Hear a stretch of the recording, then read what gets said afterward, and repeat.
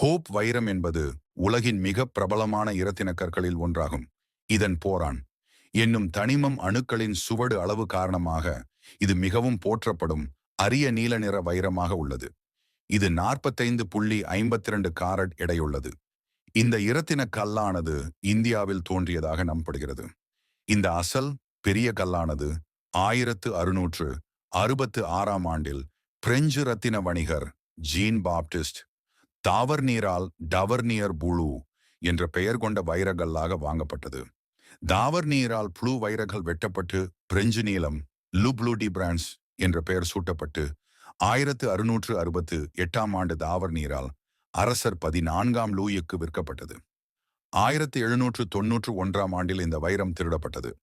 பின்னர் பல கைகளில் மாறி வந்த இந்த வைரமானது 1839ஆம் ஆண்டில் இலண்டனில் ஹோப் அண்ட் கோ என்ற நிறுவன உரிமையாளரால் வாங்கப்பட்டு அவரின் குடும்பத்தின் இரத்தின சேகரிப்பில் இருந்தபோது இது ஹோப் பெயரை பெற்றது.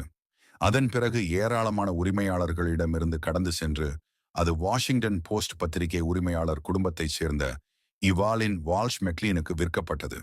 அவர் அடிக்கடி இதை அணிந்திருந்தார். பின்னர் இது 1949ஆம் ஆண்டில் நியூயார்க் இரத்தின வணிகரான ஹாரி வின்ஸ்டன் என்பவரால் வாங்கப்பட்டது.